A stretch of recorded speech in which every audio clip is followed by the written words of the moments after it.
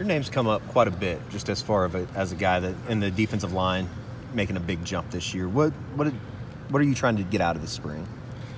This spring, I say just stepping up more as a leader, leading by example, and kind of talking more, because I've kind of struggled with that in the past because I'm kind of quiet. So just vocal, anything to the younger guys to help them out, because I was young once. I mean, I know what it's like, big guys out here going against the ones. So I mean, just anything encouraging to them. So yeah. You feel like you kind of have a new slate, not having to have a suspension at the beginning of the year or anything like that for this year?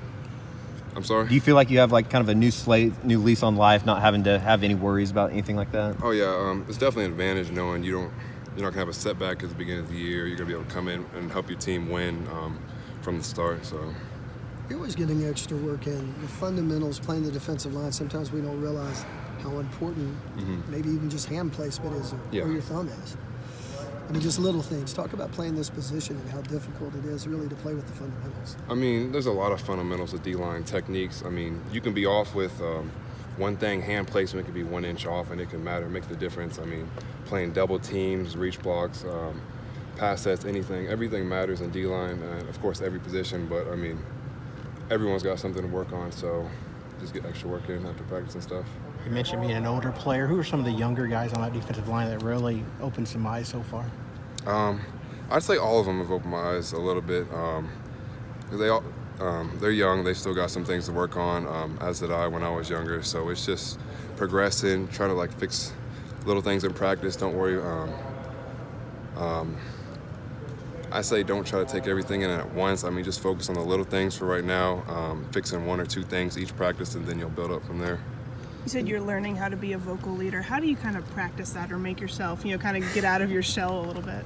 I say it's got to kind of come from the heart. I mean, that's what people have been telling me when I've asked them for help on that. You just kind of mean what you say and come from the heart.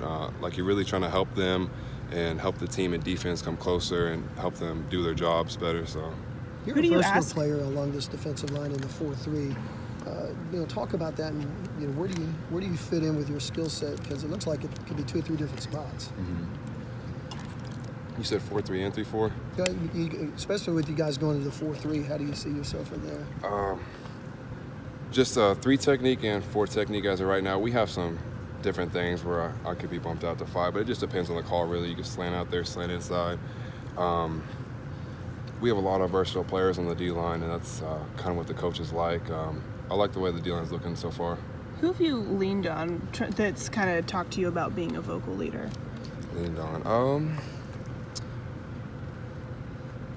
It's kind of not really leading on, but kind of like remembering like how it felt. The older guys did it to me when I was first here, and remembering kind of the things they were saying, and kind of just passing it on to the younger guys, just saying anything. I mean, because there's always something you could say to encourage them or motivate them, because they're young, so they're still trying to figure everything out, but they'll get there. You said you've asked some people for advice. Who are some of those people about that told you to speak from the heart?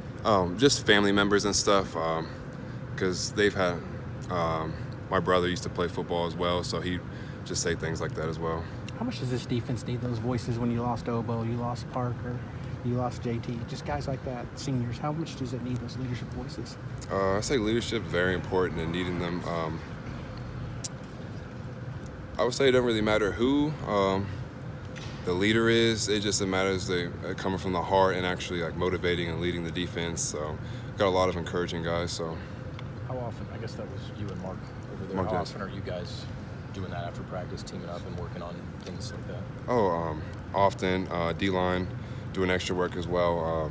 Just depending on the practice they had, or if they know they need to get extra work in, because there's always something people can work on. But yeah, Mark usually likes to have me do sets with him, because I used to play tackle in high school. So you mentioned that you play 3 technique, 4 inside, and then you bounce up to 5.